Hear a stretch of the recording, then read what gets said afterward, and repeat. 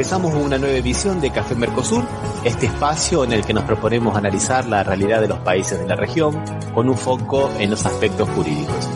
Hacemos este programa desde Rosario, Argentina, quien les habla, Osvaldo Di Princio, y de San Pablo, Brasil, Ramiro Cayano Blanco. Bueno, aquí les damos la bienvenida al programa Café Mercosur. Hoy vamos a contar con la participación de Isabel Maracina. ¿Qué tal, Isabel? ¿Cómo te va? ¿Cómo estás? Bien, contenta de estar aquí. No, los contentos somos nosotros de tenerte, que fue un verdadero gusto, Isabel. Isabel es doctora en salud y vive en Brasil. Y con Isabel vamos a comenzar hablando un poquito de las elecciones en Brasil, que tienen una importancia muy grande tanto para Brasil, pero también para Latinoamérica en general, ¿no?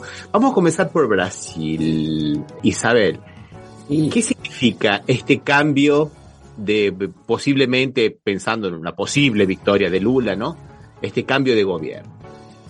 Bueno, algunos analistas políticos dicen que esta es la elección tal vez más significativa desde la llegada al país, ¿cierto?, de la República nuevamente, después de la dictadura.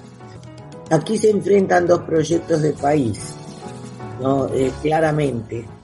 Y no hemos tenido ninguna, a pesar de los esfuerzos de un cierto sector de la burguesía para encontrar otra vía, la llamada famosa tercera vía, no hemos tenido ninguna condición de institucionalizar eso, ¿cierto? Pero creo que en estas elecciones se juegan, digamos, como dos perspectivas absolutamente diferentes. Una, la perspectiva de la ultraderecha, que es la que desde el año 2016, ¿cierto?, se ha venido luchando por instalar, y de hecho, ¿no?, se instaló durante los 4 años del gobierno Bolsonaro, ¿no? Una perspectiva tremenda, o sea, antiinstitucional desde todo punto de vista, o sea, de ataque y de destrucción de las instituciones republicanas. Esto es muy importante porque mucho más que una destrucción de la democracia, estamos aquí en 4 años presenciando una destrucción de todas y cada una de las iniciativas que soportan la democracia, de las instituciones, ¿no? El otro proyecto es un proyecto que ya estaba, que ya se probó y que estuvo durante 6 años, ¿cierto?, que construyó en gran parte todo el aparato de redistribución de riqueza que por primera vez en Brasil pudo llevarse adelante, ¿no? O sea, tanto los dos gobiernos de Lula cuanto los gobiernos de Dilma tuvieron una marca con idas y venidas, con dificultades, con mucha lucha, pero tuvieron una marca de que sacó el país del mapa del hambre, ¿cierto?, que colocó mucha gente, que subió de la pobreza para la clase media baja, otros que subieron de la miseria para una pobreza posible. La redistribución fue importante y en todo nivel, ¿no? No solamente bienes económicos, estamos hablando de bienes simbólicos, ¿no? La política de cuotas, la llegada a la universidad de sectores que tradicionalmente no podían estudiar, la posibilidad de personas acceder a espacios sociales e institucionales antes nunca vistos, bueno, en fin. Entonces creo que en este momento se están enfrentando esos dos proyectos, Ramiro. Yo tengo una idea y quería compartirla contigo, Isabel, a ver qué te parece. Que a mí me parece que en estas elecciones, vamos a suponer que Lula gane, que Lula acceda a la presidencia, lo va a hacer en condiciones mucho más desfavorables de las que lo hizo en el 2002.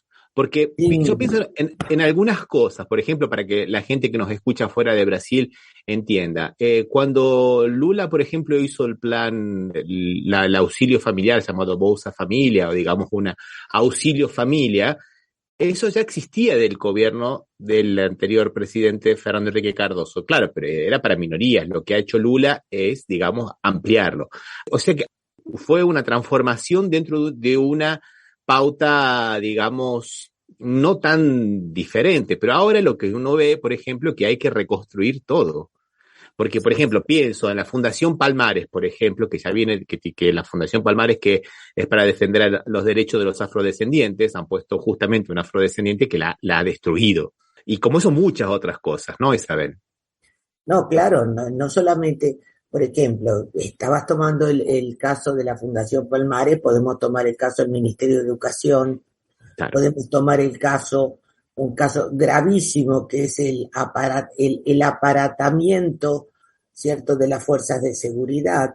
Claro. O sea, que esto es muy grave y muy importante, o sea, como el gobierno de Bolsonaro hizo intervenciones institucionales brutales y puso a su servicio las fuerzas de seguridad, tanto la Policía Federal, cuando la Policía Federal Rodoviaria, cuanto la Policía Militar, ni hablemos, ¿cierto? Entonces, todas las fuerzas de seguridad han sido intervenidas de manera a funcionar como si fueran fuerzas de seguridad del gobierno, del presidente, ¿cierto? No del Estado.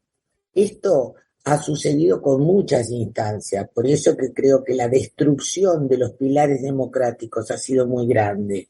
Tienes toda la razón. Entonces, Lula se va a encontrar, Lula y su gobierno, que creo que sí, es muy posible que gane, se va a encontrar no solamente con un aparato estatal republicano destruido, sino también con la resistencia de muchos sectores que continúan siendo aparato de la ultraderecha, ¿no? Esto tenés razón. Y con prácticas a veces espeluznantes, como por ejemplo, me estaba pensando que nombraste a la Policía Rodoviaria Federal, la Policía Caminera Federal en español, podríamos decir, que acá se llama Rodoviaria, sí. Que bueno, que ha hecho cosas como las que comentábamos en este programa hace un mes atrás, como una cámara de gas improvisada. Para los que no escucharon el programa, la policía ha hecho eso. A una persona que andaba sin casco, la metió en un patrullero y le echó gas dentro y la mató asfixiada. Esas cosas son terribles, ¿no, Isabel? Así es, pero vos fíjate, además, no nos olvidemos del estímulo, del enorme estímulo para que la policía militar, ¿cierto?, se comporte como un aparato de represión brutal y asesino, ¿cierto? O sea, el nivel de intervención criminal de la policía en las comunidades y el nivel de muerte y de asesinato de jóvenes negros y pobres es del orden de un genocidio.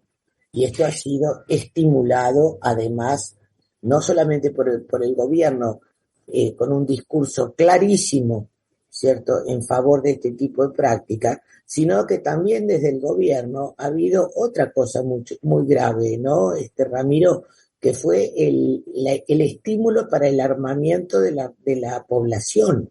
Claro. El favorecimiento de la compra de armas, ¿cierto? El favorecimiento de las licencias para los llamados coleccionadores, o sea, algo que en Brasil no era una práctica, ¿no? Se volvió, se abrió como práctica, no sé cómo lo ves vos, pero para mí es copiando el modelo de Estados Unidos. Claro, claro, e inclusive intentando alentar posiblemente un levantamiento armado muy parecido a lo que intentó hacer Donald Trump en la toma del Capitolio y a lo que se intentó hacer inclusive, bueno, no se intentó, se consiguió hacer en Bolivia, ¿no? Exactamente. O sea, y Bolsonaro lo dice, digamos, sin tapujos. Él dice, la única posibilidad de que la gente sea libre es que defienda su libertad con las armas. ¿Qué es ese defender la libertad para Bolsonaro? Apoyarlo a Bolsonaro, lógicamente, ¿no? No, y la libertad para Bolsonaro es la libertad de un psicópata. O sea, ese tipo de libertad es yo hago lo que quiero y no tengo ninguna deuda simbólica con la sociedad en la cual estoy. Claro. Por lo tanto, puedo hacer lo que se me da la gana, ¿cierto? Esa es la libertad de la ultraderecha, ¿no? Realmente, lo tenemos muy claramente todo esto cuando nosotros vemos en toda la pandemia, que además sabemos la administración genocida que hemos tenido aquí en Brasil de ese horror, cuando la gente se negaba a tomar vacuna porque le iban a interferir en la libertad, ¿no? No importa que ellos se conviertan en focos de contagio ambulante, interfieran en la vida de los otros, ¿no? Entonces, es un concepto de libertad un tanto relativo, convengamos. Yo te propongo que escuchemos una canción y después le damos la bienvenida a Osvaldo. ¿Qué te parece? Claro, perfecto, vámonos.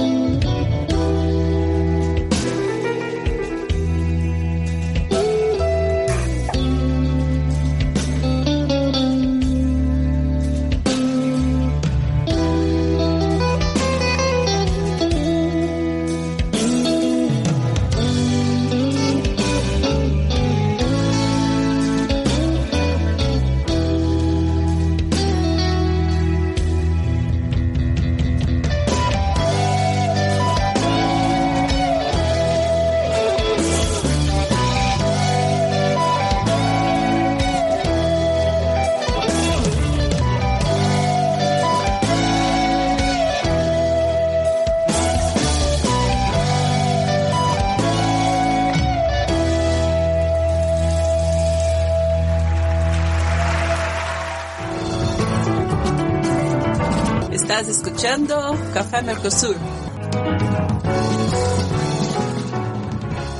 Seguimos con Isabel Maracina. Hola Osvaldo, ¿qué tal? ¿Cómo te va? Hola Ramiro. Hola Isabel. ¿Cómo estás? Bueno, estábamos, Osvaldo, conversando con Isabel, lógicamente, del tema del posible triunfo de Lula, lo que significaba para Brasil, ¿no? Pero también podemos verlo también en una visión latinoamericana, porque nosotros venimos de una marea de ondas de derecha, donde de pronto proyectos como UNASUR fueron al cesto de la basura y otros proyectos como, por ejemplo, el Club de Lima, absolutamente orientado hacia la derecha, ¿no? Eran los que estaban campeando, salvo las excepciones de Cuba y de Venezuela, los otros países estaban todos prácticamente alineados en ese club, Isabel, o sea que se espera un cambio con Lula, ¿no?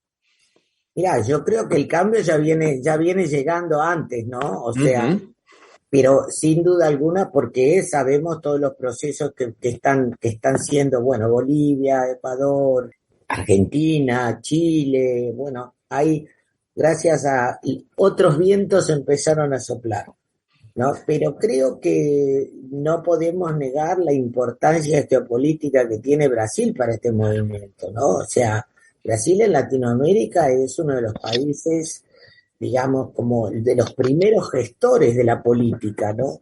Entonces, yo creo que hemos visto, así como estábamos hablando recién, ¿no? De un alineamiento, ¿no? Con aspectos de la cultura y de la política norteamericana por parte de Bolsonaro, no solamente de Bolsonaro.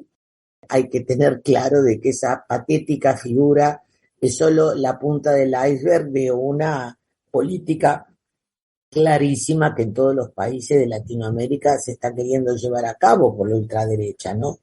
Y por otro lado, un alineamiento con Estados Unidos, una tentativa de colocar a Latinoamérica como justamente como un no productor de bienes, ¿cierto? Sino como una especie de depósito del cual se extraerán los insumos necesarios, como si fuera un depósito de granos o de litio o de riquezas, van a estar al servicio del imperio que los manufacturará y los devolverá con valor agregado. Bueno, ya sabemos cómo es la historia, ¿cierto? Ahora, cuando Lula, y no solo Lula, sino el arco de los partidos que lo apoyan, ¿cierto? Tiene una orientación claramente diferente, ¿cierto? Estamos hablando nuevamente de la posibilidad de pensar en el Mercosur, de pensar en la patria grande, de pensar de nuevo en la recuperación de la autonomía política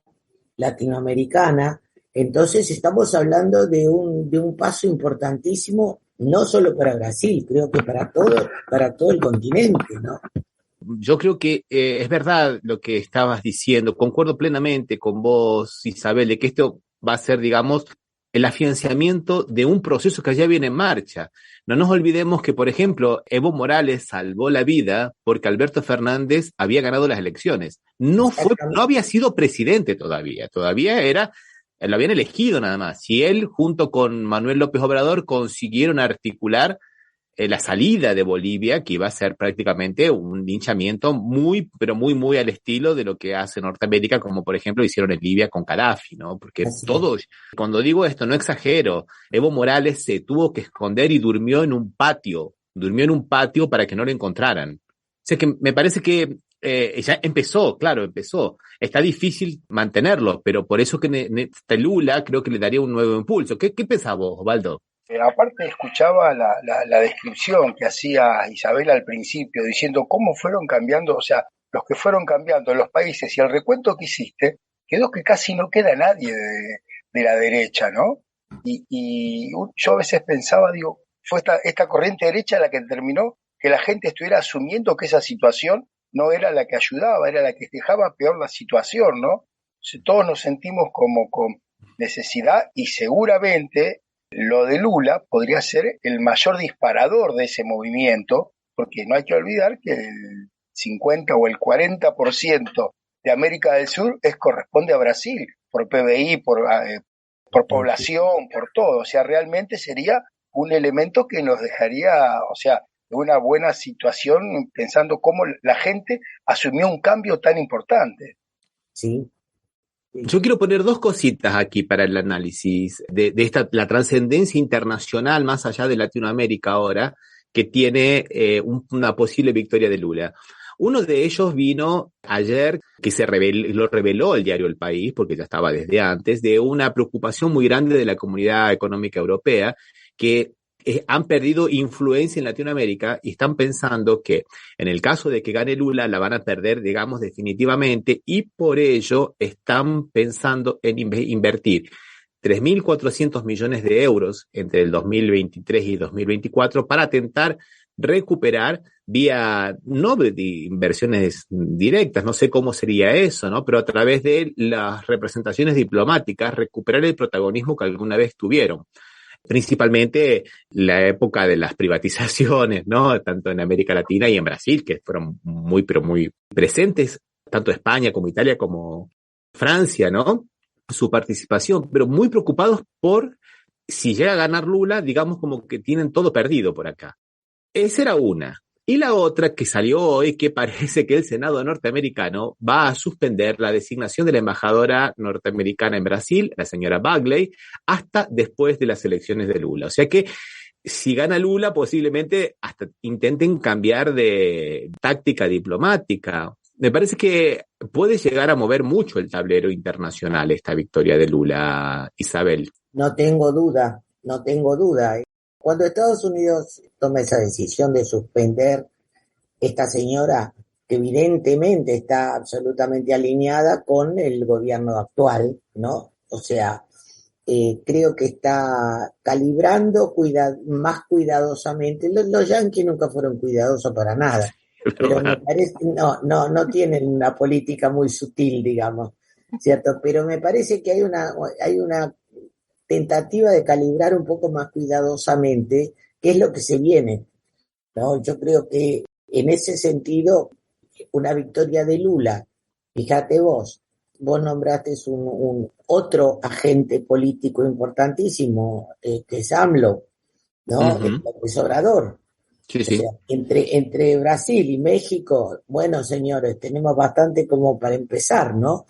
Y creo que un alineamiento nuevamente a la izquierda, sin duda alguna, que creo que para Europa, que ya viene muy debilitada, ¿no? Porque ha cedido prácticamente su protagonismo dentro del continente, ¿no?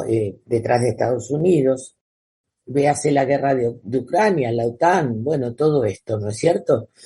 Evidentemente ha colocado a Europa en un lugar más o menos como de parque temático, te diría, porque es vergonzosa la posición de Europa, ¿no? En relación a todo lo que está pasando. Creo que sin duda alguna que la preocupación es cómo se van a dar las bases de negociación para que Europa continúe asentando sus empresas que no hacen más que expoliar y mandar capitales afuera de Latinoamérica, ¿no? O sea, esto me parece que es muy importante. ¿Qué es lo que va a pasar con esto? Porque me parece que la cuestión justamente, no sé cómo lo ven ustedes, ¿no? Es que no es Lula solamente, Lula y el Mercosur, Lula y el CELAC, Lula y la Patria Grande. O sea, esto no es Brasil solamente, es un agenciamiento que está creciendo, y esto creo que preocupa muchísimo al imperio.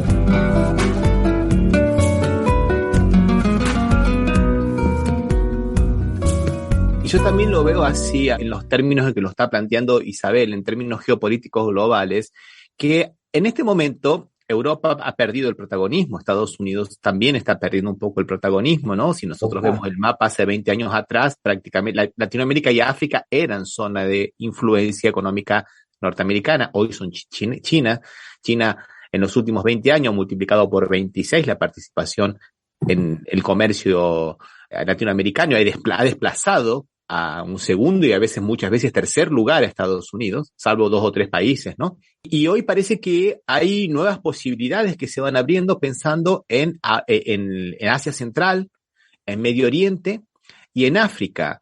Países con los que Lula ya intentó establecer puentes. No nos olvidemos que Lula quiso hacer un convenio con Irán para tratar de que no haya armas nucleares y todo lo demás. Se intensificó mucho el comercio en esa época, el comercio exterior de Brasil con Libia, con Siria, con Irán, y después trató de tender muchos puentes con África. Por eso Lula es una persona muy respetada en todos estos países, y Brasil está en los BRICS. O sea que por más que digamos que con Bolsonaro también estaba en los BRICS, no va a ser lo mismo, porque me parece que hay nuevos aires, ¿no? Claro, pero vos no te olvides que estar en los BRICS de una manera o de otra, ¿cierto? O sea, Bolsonaro estuvo en los BRICS y hizo todo lo posible para despotencializar alianzas. Uh-huh. La alianza de Bolsonaro era con Trump, y nosotros sabemos cómo opera la derecha. La derecha no opera haciendo alianzas, la derecha opera fragmentando. Entonces creo que sin duda alguna una presencia de Brasil en los BRICS, ¿no? En la línea de estimular nuevamente las alianzas, ¿cierto? Va a ser bastante pesada, digamos, ¿eh? No nos olvidemos que en esa época, cuando Brasil hizo la tentativa de servir de puente para Irán, etcétera, etcétera, las multinacionales y el imperialismo le vinieron con todo encima. Claro. Y Cristina Kirchner, por hacer algo más o menos parecido, mucho menos ambicioso, no solo quería a ver si conseguían resolver un problema judicial, hasta hoy tiene una causa, ¿no? La causa AMIA, ¿no? La causa memorándum, digo. La del Absurdo. Memorándum, exactamente. Absurdo. Absolutamente delirante, como todo el lawfare que conocemos, ¿no? Uh-huh. Y sí, yo creo que sí. Aparte, me parecería, ¿no? que este triunfo de Lula, el posible triunfo de Lula, no nos adelantemos, ¿no? Posible triunfo de Lula, es en un momento óptimo, porque es el momento en que Estados Unidos y Europa podríamos salir de ese tutelaje que nos acostumbraron desde la colonia, porque no tienen el poder suficiente para decir, Estados Unidos no nos puede comprar lo que nos compra China. O sea, Estados Unidos podrá comprar algo, pero no puede ser China que nos compra la mayoría de las cosas que producen los países en América del Sur. Y Europa carece de la capacidad económica. Te escuchaba, Ramiro, vos hablaste de 1.400 millones de euros o algo así, no me acuerdo la cifra. Un poquito más, Osvaldo, 3.400. Bueno, 3.400, pero para toda América del Sur no es nada. Para América Latina, Osvaldo, Para América Latina más todavía. Porque vos pensás que China promete muchísimo más, que después siempre hay que ver, o sea, tampoco hay que hacer la negociación tonta que hacíamos con Estados Unidos y con Europa, ¿no? Que nosotros dábamos y ellos nunca daban. Hacer una negociación inteligente, pero nos permite por lo menos salir de ese tutelaje, o sea, sería un momento ideal para que Lula y todos los demás que fueron ganando estén ahora todos juntos, en mejor situación que cuando se creó el UNASUR en su momento, ¿no? Creo que ahora es mejor todavía, es más óptimo, porque está mucho más debilitado Estados Unidos y Europa. Sí, pero vos también dijiste una cosa que a mí me preocupa sobremanera, Osvaldo, ¿cierto? Sí. O sea, China no es un pichoncito. No. O sea, yo a veces pienso que si estos muchachos se ponen en el lugar de imperio, vamos a estar con saudades de los Estados Unidos, ¿viste? Porque... Sí, no, por eso te digo, pero es la opción que tenemos de en esa lucha, en esa competencia, poder elegir en algún momento un poco para este y un poco para el otro, ¿no? Y pensando en nuestros propios intereses, para lo cual es necesario que Lula esté en el gobierno, que Brasil tenga un gobierno de centro-izquierda, porque es la mayor potencialidad que nos da el bloque unido, ¿no? Y sobre todo que ese gobierno de centro-izquierda impulse una política de alianza, ¿no? Exactamente, porque no vamos a poder trabajar con China si estamos trabajando bilateralmente, ¿no? O sea, ahí quería apuntar, Isabel, ¿no te parece que la actitud de gran negociador que tiene Lula podría favorecer? Porque claro, es verdad, nosotros no podemos salir de uno para caer en otro. Me parece que en este momento lo que mejor le está saliendo son, por ejemplo, a Turquía con Erdogan, que está con un pie en un lado y el pie en el otro, a Uzbekistán también, que está con muchas inversiones chinas, pero con muchas inversiones norteamericanas, y jugar al equilibrista, y me parece que Lula tiene mucha capacidad para eso, ¿no? Desde su pasado como gremialista, ¿no? Como sindicalista que tenían que negociar mucho. ¿Qué crees, Isabel? Yo creo que sí, eso, entre otras cosas, no tenemos, yo creo que no ha habido en Brasil un negociador como Lula, nunca. ¿Cierto? Porque, por otro lado, yo creo que desde la lectura de la clase dominante brasilera, la clase dominante brasilera jamás negoció. Claro. Nunca negoció. ¿No? Cuando estaba escuchándolo el otro día a Haddad, ¿no? El candidato a gobernador de San Pablo, Fernando Haddad, comentando su libro, que lo recomiendo, es muy lindo el libro de El Tercero Excluido, de Haddad. Y él decía, la clase dominante brasilera fue compensada por la salida de la esclavitud, ¿cierto?, con una república. Entonces, digamos, el poder que le fue otorgado como su privilegio, ¿cierto? Fue una compensación por las pérdidas que ellos iban a tener, que tendrían con el final de la esclavitud. Por supuesto que a los esclavos no los compensaron nada, ¿cierto? Porque la salida de la esclavitud en Brasil fue largar a todo el mundo a la calle y que se las arreglen, menos la clase dominante. Esa fue agraciada con una república en la mano. Entonces, la capacidad de negociación de esta clase es casi nula, o sea, no negocian. Ellos agarraron, cuando les pareció que ya estaba bien el tema de Dilma, que no nos olvidemos que se le plantó en muchas cosas a la clase dominante, sí, ¿no? sí. En el caso de la Petrobras, en el caso de los bancos, etcétera. De la transmisión, de las empresas de transmisión de la energía también, claro, fue muy fuerte eso. Bajó los precios de la electricidad para el pueblo, ¿no? Exactamente. ¿Qué es lo que hicieron inmediatamente? Eduardo Cunha, Michel Temer, golpe. Sí. No hubo, pero ningún tipo de flexibilidad. Entonces, la capacidad que tiene Lula, no solamente es la capacidad de Lula, yo creo que también tenemos que verla al lado de esa incapacidad de la clase dominante brasilera de negociación. Que últimamente ha dado muestras en estas revelaciones de un chat, de un servicio de mensajería telefónica, no muchos de ellos, no todos, que preferían un golpe a tener a Lula en la presidencia, ¿no? Y otras cosas peores, ¿no? Porque en realidad es eso, no tienen capacidad de negociación, es lo que yo digo, o que se rompa, ¿no? Así es. Y yo creo que este gobierno ha sido la mayor representación de eso. Ahora, creo que también hay cosas interesantes, ¿no? No sé si es un optimismo mío, pero me parece que hay sectores productivos de lo que podríamos llamar la burguesía nacional brasilera, que es, al contrario de la Argentina, sí existe la burguesía nacional brasilera, ¿cierto? Que se dio cuenta que con un gobierno como el de Bolsonaro estaban empezando a perder feo, ¿no? O sea, que las condiciones de existencia se les estaban poniendo muy duras internacionalmente, en relación a importación-exportación. No está bien, digamos, para el desarrollo de sus intereses. Por eso que también ha habido, a pesar de que creo que hay un gran sector de la burguesía que todavía lo apoya a Bolsonaro, pero ha habido un descolamiento de grandes sectores también, ¿no? Bueno, más o menos por ahí lo estoy viendo. No sé qué les parece a ustedes. No, concuerdo con vos y te agradezco mucho porque por ahí mi comentario tan enfático parecería que todos están así, no, es un sector que aparecieron en un chat y no, y es verdad. El hecho de la Fiesta y la FEBRABAN también, haber firmado la Carta por la Democracia, que aunque no lo nombraran a Bolsonaro, era una cosa que se contraponía, digamos, el espíritu golpista de Bolsonaro, me parece que es una buena señal, ¿no, Isabel? Yo creo que sí. Yo creo que ellos saben que con más golpe la cosa no va a funcionar en términos de sus propios intereses. Yo creo que sí. A mí esa carta me pareció una tomada de posición en relación a esto, muy importante, ¿no? Sí, estoy de acuerdo. Y que de alguna manera, ya lo estamos anunciando, fue la antesala para que los militares decidan no participar en el acto del 7 de septiembre en Río de Janeiro, ¿no?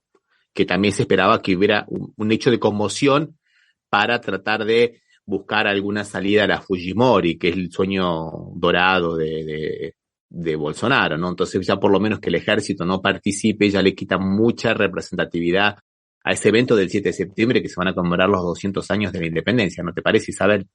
Bueno, pero eso es fundamental, porque también a mí me parece que hay que leerlo también justamente, ¿cierto? A nivel de la fragmentación de las instituciones, ¿cierto? Y cómo hay un sector del ejército que no le está gustando nada de lo que está pasando. Nada. O sea, hemos visto manifestaciones de segmentos a favor de la democracia, hemos visto policías camineras a favor de la democracia, hemos visto policía federal a favor de la democracia, o sea, hay una cantidad de manifestaciones, ¿cierto?, que me parece que están como señalizando, y fundamentalmente esto que deciden los militares, a mí me parece una cosa es muy interesante, ¿no? Porque me parece que como nunca en este país la institución, el ejército brasilero se ha visto manchado.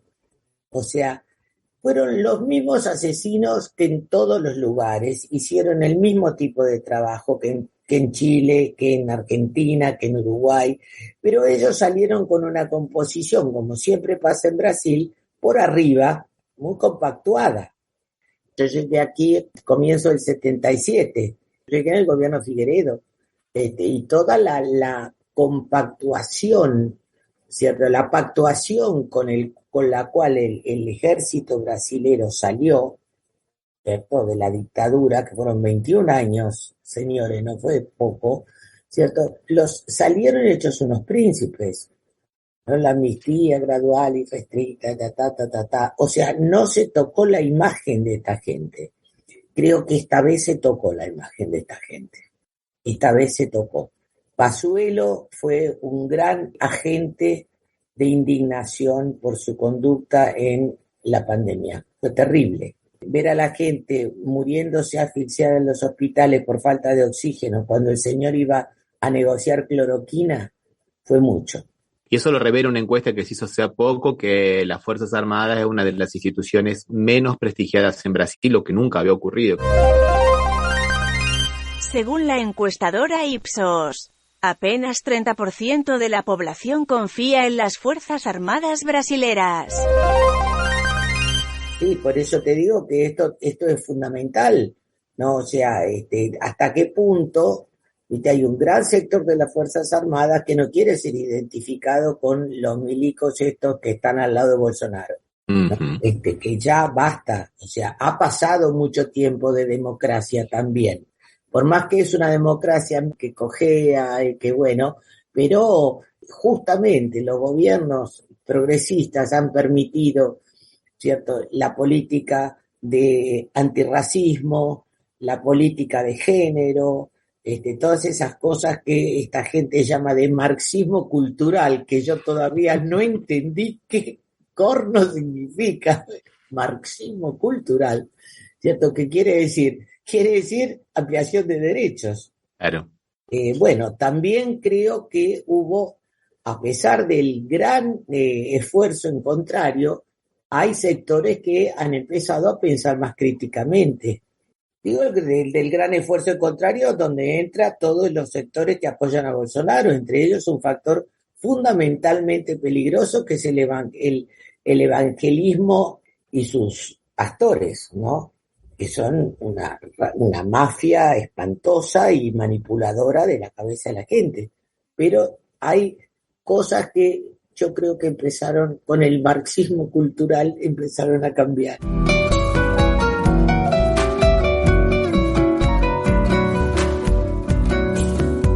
Una noticia que vio ayer, que hablaba de Río de Janeiro, que decía que hablaba de una recuperación muy importante de Bolsonaro en Río de Janeiro, que lo había empatado a Lula. ¿Ese dato es real o es un dato interesado, diríamos? Creo que no lo sabemos. Hay pesquisa de todos los tipos, colores, tamaños. Está bien. Y además ya sabemos que tenemos una usina de fake news todo el tiempo, ¿no? Entonces, hay una persona que sabe bastante de esto, que se llama Serrano Mancillo, un español que tiene un programa muy bueno que pasa por varios lugares de Latinoamérica, que él trabaja con encuestas, conoce las encuestadoras y él acierta bastante. Y él estaba comentando que en Brasil le aparecieron en los últimos meses 3 encuestadoras. Una de ellas absolutamente falluta, que fue la que dijo que Petro perdía por 4 puntos en Colombia. Otra que siempre le da ganadora a Bolsonaro y otra que es de derecha, que es la única confiable que da empate técnico. O sea, esas últimas 3 que han aparecido. O sea que hay un poco de todo acá, ¿no? Sí, exactamente. No tenemos la menor condición de saber. En realidad, pienso que nosotros tenemos una cautelosa esperanza. Creo que el acto de hoy fue un buen acto, el que se dio en San Pablo, en el Valle de Anhangabaú. Fue un acto bastante masivo. En Belo Horizonte hubo un acto, o sea, los actos de comienzo de campaña son alentadores, ¿no? Vamos a ver. Lo que sí sabemos es que tenemos que militar mucho hasta octubre. Así es, y ojalá que se produzca ese cambio. Isabel, ha sido un gustazo tenerte con nosotros. Realmente es muy lindo compartir momentos así, ¿no, Osvaldo? Sí, si no, realmente tener una visión tan amplia como la que tenés vos, Isabel, sobre la situación, porque vas por varios lados, no vas por un solo lado. Realmente para los que no estamos en Brasil, es una cosa realmente que nos facilita entender ese gigante, ¿no? Bueno, me alegro mucho que les haya servido. Y bueno, muchachos, hay que trabajar hasta octubre, mucho, a la calle también. Muchas gracias por la invitación, Muchas gracias, Ramiro. Gracias, chau, un abrazo. Chau.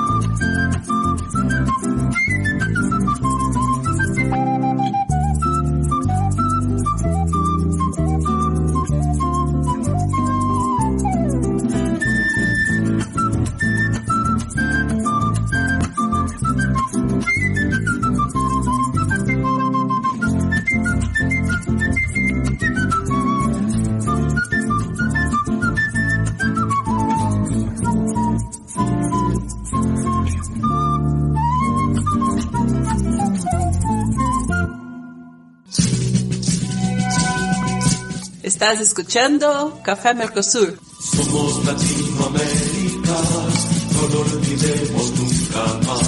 Somos Latinoamérica, no lo olvidemos nunca más. Somos Latinoamérica, no lo olvidemos. Eso que estábamos escuchando, Osvaldo, era el Diablo Suelto, hablando de Bolsonaro, ¿no?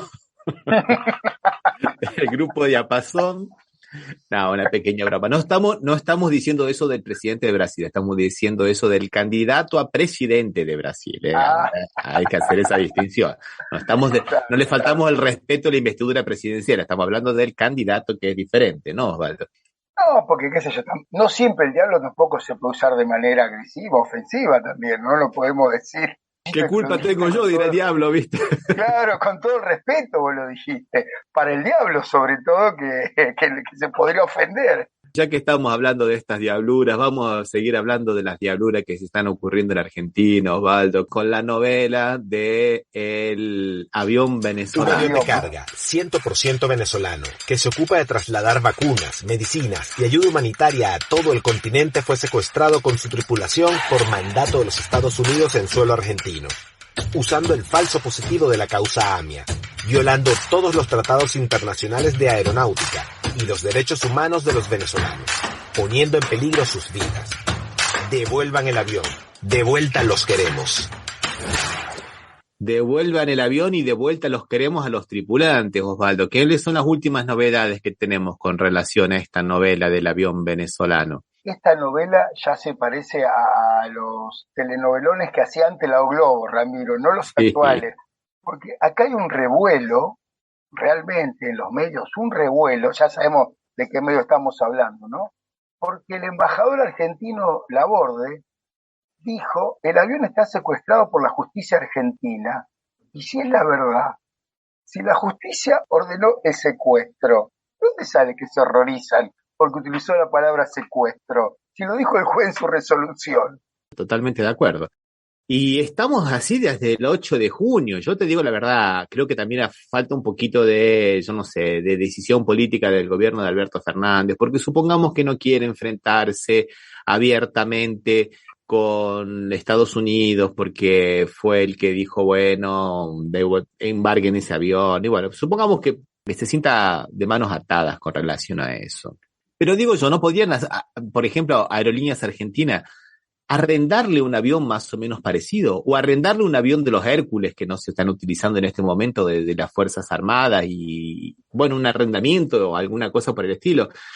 Atilio Borón la semana pasada dijo que se podría prestar. Bueno, prestar no sé porque son bienes del Estado, ¿no? Pero bueno, hacer un arrendamiento simbólico, alguna cosa por el estilo, porque ese avión es necesario para Venezuela, ¿no, Osvaldo? Sí, qué sé yo te diría, Ramiro, o sea, sería muy simbólico porque ni Aerolíneas ni las Fuerzas Armadas tienen digamos, la capacidad de reemplazar ese tipo de avión.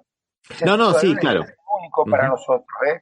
O sea, ojalá Argentina tuviera un Dreamliner como ese, con esa capacidad de transporte que no lo tiene y con esa cantidad de distancia que puede moverse. Es un avión que puede ir de hecho, vino acá a la Argentina casi sin repostar combustible después del último viaje. O sea, por eso es que surge esta situación de que tiene que cargar porque no puede volver, porque estuvo de paso por Caracas. Uh-huh. O sea, esas son las cosas que yo digo que es casi imposible. Sería, o sea, una manifestación de buena voluntad nada más, y coincido con vos que sería muy difícil que preste el Estado argentino, por más que sea un país amigo, le preste un avión de ese tipo, porque no resolvería la situación y creo que sería peor. Sí, lo que pasa es que es una situación terrible, ¿no? Y yo veo cómo los europeos hacen los sonsos, ¿no? Porque la Volkswagen alemana, lo primero que dijo, no, los repuestos de esos que traía el avión no eran para mí. Después cuando vio que, bueno, sí, está bien, eran para mí. Y la Shell... Pero ya están bien, ya me lo dieron, dijo. Sí. Ya me lo devolvieron. Y la Shell, holando-inglesa, dijo, se quedó con el dinero sin haberle llenado el combustible, el tanque, el avión, ¿viste? Se quedó con el dinero del combustible sin abastecerlo, porque lo había pagado por adelantado Venezuela. O sea que está bueno eso, ¿no? Sí. No, aparte dicen que se lo van a devolver a Guaidó ahora. Más o menos. No, también lo que es, digamos, repugnante es lo que están haciendo con los tripulantes. 14 de los 12 de los 14 tripulantes ya tenían 11 tenían la autorización de volver a sus países, y después puede venir un fiscal ahí que interpone una medida trucha, porque no habría que ver en realidad, y el juez le hace lugar, y vuelven a estar en Argentina, que están en una situación en el limbo, porque no están detenidos, están libres para andar por cualquier lugar del país, pero no pueden salir del país, lejos de la familia. No, es terrible, es una vergüenza lo que está ocurriendo en Argentina. Y bueno, pero esto, ¿no? De alguna manera Estados Unidos se propone ser la jurisdicción universal y le mete casi 1.900 millones de euros en la época de multa al Banco Paribas francés, porque supuestamente habría financiado algunas empresas francesas para algunos complejos hoteleros en Cuba, y el Banco Paribas paga. Y el Banco Paribas paga. Y así como eso, infinitas cosas podemos decir. Y la gente va y acata lo que dice. Es impresionante, Osvaldo. Sí, no, realmente una situación, o sea, tener un montón de gente en el limbo por la disposición de un juez a pedido de Washington y de Tel Aviv, porque realmente también participaron, es realmente una situación que uno dice, no se corresponde con la tradición argentina. Nosotros podemos decir tranquilamente que parecería que sí se está correspondiendo con la tradición de la justicia en la Argentina, que tiene estas decisiones inentendibles en todos los casos, ¿no? Puede gustarnos o no puede gustarnos Putin, no defiendo ni ataco a Putin, pero Putin dijo una cosa que creo que cada vez le tengo que dar más la razón. Estamos en los nuevos tiempos y en los nuevos tiempos hay que definir quiénes son soberanos y quiénes no son soberanos. No más si es de izquierda o si es de derecha, sino cuáles son los países y los gobiernos que van a resignar soberanía o aquellos que van a conquistar soberanía. Y cuando hablamos soberanía no nos referimos solamente a la efectiva ocupación del territorio, nos referimos a todas estas cosas, ¿no?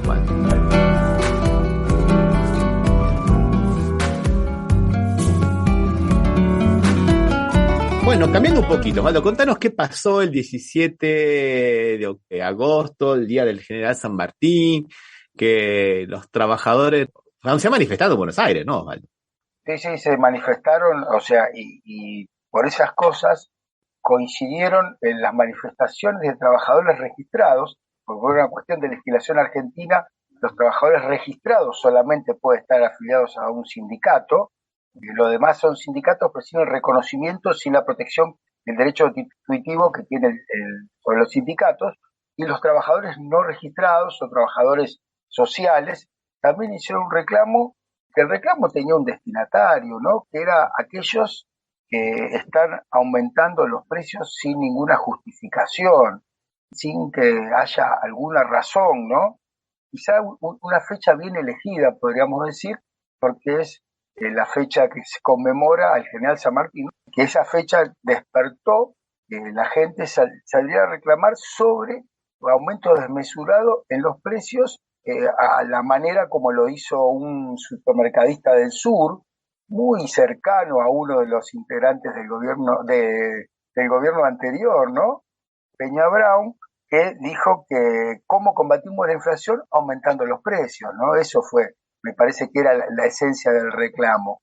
Peña Brown es un dueño de una cadena de supermercados de Argentina, ¿no? Y sí, para ellos es muy fácil combatir la inflación aumentando los precios, ¿no? Aunque la gente no pueda comprar nada. Y correlacionado con eso, vos sabés que hoy va a salir todavía, hoy estaban comentando en un programa, Serrano Mancilla, que está trabajando con el grupo de CELAC, que el trabajador argentino ha perdido 295.000 pesos en lo que va de los 2 últimos años de Macri y los 2 años de gobierno. Y que el 76% de todo eso le corresponde al gobierno de Macri. ¿Cuál es el salario mínimo, Osvaldo, en Argentina hoy? Creo que llega a 40. 40 y algo, me parece, 42, una cosa así, no estoy seguro. Bueno, supongamos que sea 50, Osvaldo. Se han perdido 6 salarios mínimos, o sea que estamos 600% abajo. La pandemia Macri fue terrible, después la pandemia y ahora esta situación hace con que, bueno, la Argentina crezca, la Argentina que esté cada vez macroeconómicamente mejor y los salarios estén cada vez peor, ¿no, Osvaldo? Sí, cada vez participen menos esa tradición o ese objetivo que siempre tuvo el peronismo del 50-50, ¿no? 50 y 50. Claro. El salario ya es 50% del PBI, ¿no? Pero bueno, todo esto no ayuda. Solo para ilustrar, nada más, estaba escuchando a un economista que fue a ver los balances de las empresas, ¿no? Que son públicos, están en la internet, ¿no? Y él comentaba de una empresa, por ejemplo, como de varias, ¿no? Pero vamos a tomar una empresa, no digamos el nombre porque acá lo importante no es el nombre de la empresa, sino cuál es el mecanismo que está por detrás de todo esto. Esa empresa ganó en el periodo 2021-2022 11.000 millones de pesos. O sea que no es poca plata. Es mucha plata, 11.000 millones de pesos. Pero en relación a la participación de lo que destinan en sueldos y jornales, en salarios, digamos, a los trabajadores, son 2 puntos menos, porque en el periodo 2020-2021 destinaba el 23%, y en el periodo 2021-2022 el 21%. O sea que gana más y paga menos. Ramiro, aparte, no sé si estuviste escuchando que hay un grupo de tareas, diríamos, que tiene la oposición, que está estudiando medidas para el caso que ellos asuman. ¿Sabes cuál es la primera medida que quieren tomar? ¿Cuál, Osvaldo? Cambiar el régimen laboral. Claro. Claro, lo primero que quieren hacer. Y lo no segundo solo debe ser eso, y la segunda las jubilaciones, me imagino. no, y lo segundo, o sea, el régimen laboral por un lado, pero aparte, derogar la ley de contrato de trabajo que fue originariamente, fue modificada en el 1975, derogar esa ley. O sea, realmente las medidas que estoy escuchando, todas indefectiblemente apuntan al empeoramiento del salario de los trabajadores, o sea, que sea peor que lo que es ahora todavía, como si no les alcanzara que del 23 bajara al 21, que quieren que sea el 15. Bueno, y para cerrar el programa de hoy, Osvaldo, yo te propongo que hablemos de una especie de refresh del discurso de odio, estas prácticas del discurso de odio. Lo primero que vamos a nombrar es el ataque que ha sufrido el periodista Navarro en Argentina, que él justamente estaba denunciando el discurso de odio y previno a los periodistas que hacen este discurso de odio, pero cuidado, no generen este clima, porque este clima se les puede volver en contra. En el discurso de odio es una fiera que, bueno, la desatamos y después ataca a todo el mundo. ¿Y qué le hicieron estos periodistas, Osvaldo?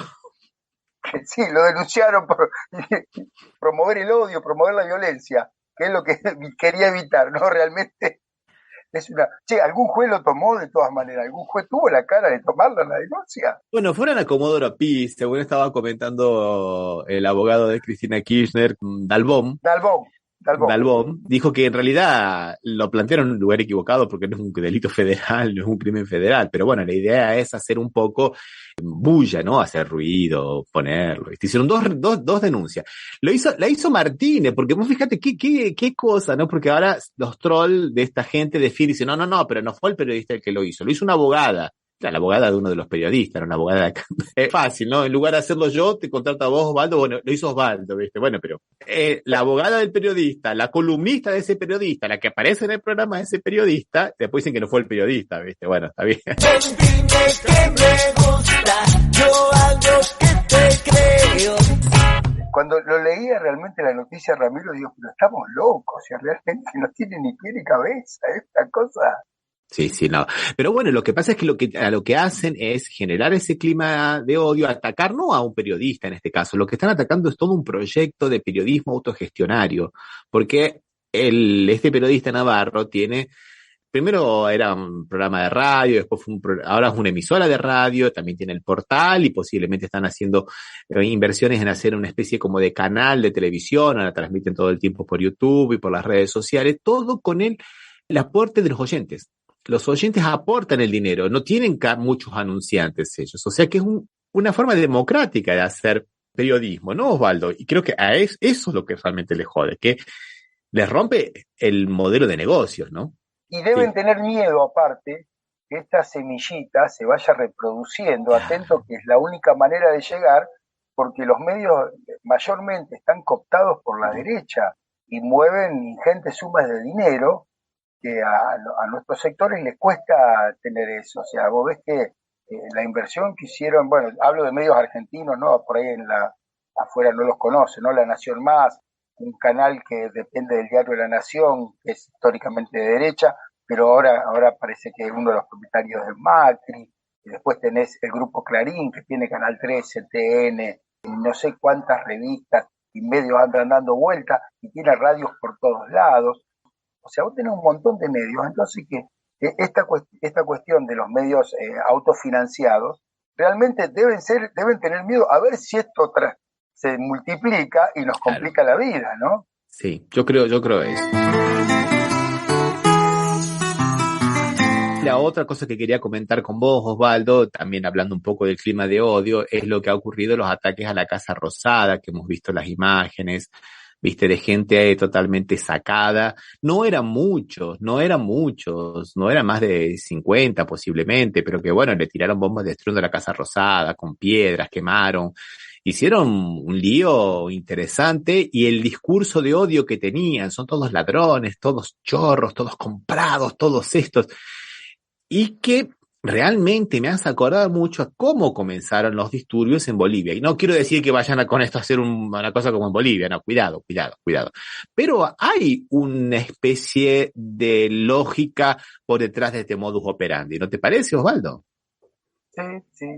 Y siempre nosotros, Ramiro, hemos hablado de esto desde que empezamos, casi te diría, hemos hablado sobre que parece que se van copiando las metodologías, pero se van mejorando. Sí. O sea, cualquiera podría pensar que lo que pasó en Bolivia fue nada más que una prueba en un país más chico, menos trascendente, ¿no? Entonces, o con menos importancia, porque es un país bastante más chico. O sea, probamos y a ver si anda bien, ya vemos si lo podemos llevar a países más grandes, donde está verdaderamente el riesgo, diríamos, ¿no? Y para terminar, nuevamente, una causa contra Milagro Sala. Qué raro, ¿no, Osvaldo? Otra causa contra Milagro Sala en un juicio que ya estaba cerrado, habían sido todos absueltos por prescripción, una causa del 2007, y surprise, el primer testigo dice, bueno, a mí me apretaron para que dijera esto, no es verdad, no es espontáneo. Vos fijate qué trucho, ¿no, Osvaldo? Le habían dicho a este testigo que Bellido, que había sido el abogado de Milagro Sala, había participado de la sustracción de un expediente y lo habría quemado después, el 17 de septiembre del 2007. Y el hombre fue y dijo, no voy a decir eso porque no es verdad. Yo ese día estaba efectivamente en los tribunales. Este abogado Bellido no fue ese día. No lo dejaban terminar de hablar. Vos sabés que parece que hasta una de las juezas, la doctora María Margarita Nayar, quería obstaculizar para que no hablara, ¿viste? ¿Qué hace No era lo que tenía que decir. ¿De dónde saca? Bueno, así que se armó una conmoción muy grande. Y bueno, ahora se va a investigar ahora, que es esta apretada contra este ex funcionario judicial, que la idea era denunciar a Milagro Sala y te reincorporamos. Hace 3 años que este funcionario judicial lo echaron, ¿no? Y ahora le dijeron que podía volver. Y después, bueno, se negó a hacer participar de esta chanchada, ¿no, Osvaldo? Además, esta causa, Osvaldo, en 2012 se cerró por prescripción, pero en el 2017 aparece en tribunales una persona que había salido de la cárcel por una causa de secuestro extorsivo. Un tal de Alejandro Pilo Mancilla, yo diría Pillo Mancilla, ¿viste? Que había integrado a la Tupac. Y fue a declarar ante el fiscal Cusel que él sabía del robo del expediente, que presenció cuando lo quemaron, y que la orden la había dado Milagro Sala. O sea, siempre estamos dentro de lo mismo. La única prueba es un arrepentido. La única prueba es alguien que dice y después no hay nada. Porque el expediente supuestamente se quemó, porque él dice eso. Y sabemos muy bien que la figura del arrepentido requiere necesariamente que esos hechos tengan alguna corroboración, alguna comprobación por otros medios, ¿no, Osvaldo? No solamente por la declaración de alguien. No, pero aparte si había sido cerrado por prescripción, está prescrita la acción, no la podés reabrir. La prescripción es de donde público, ¿no? Claro, no podés reabrirla, si está prescrita ya, está prescrita, si no entonces estuvo mal declarada prescriptante, pero no podés decir, ahora la reabro, ¿no? Si está prescripta, un hecho nuevo no te va a cambiar el estado de la causa, o sea, la calificación de prescripta. Aunque sea un hecho nuevo y que no se sabía, con independencia sea cierto o no, seguramente, como vos decís, son estos tantos arrepentidos que aparecen como hecho nuevo, ¿no? Pero ya está prescrito la acción, ¿cómo vas a poder ahora reabrirla? Salvo que haya alguna intencionalidad o que el Poder Judicial esté cooptado por el Poder Político o que la Corte esté cooptada por el Poder Político, en esa provincia ideal, ¿no? Claro, donde rige el Estado de Derecho, Osvaldo. Claro, rige el Estado de Derecho. También, tal cual. Bueno, pero esa provincia ideal también puede ser que a lo mejor se le reduzcan un poco los negocios, porque YPF Litio cerró un convenio, eso lo pueden leer en una publicación maravillosa brasilera llamada Argentina Traducida, con Z, que cerró con una empresa, con la principal empresa china de producción de litio, un convenio no solamente para la explotación, la exploración, la extracción y la comercialización del litio, como también para la construcción de baterías de litio en la Argentina, lo cual puede ser que le reduzca bastante los negocios al emperador de Jujuy, Gerardo Morales, ¿no, Osvaldo?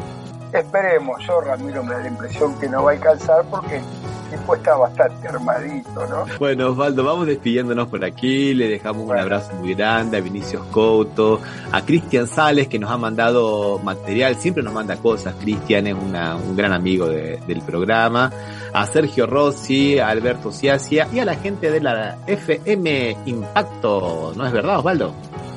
Sí, que los domingos nos pueden escuchar también en la FM Impacto. A las 19 horas. Bueno. Un abrazo, Osvaldo, hasta la próxima. Otro para vos, Ramiro.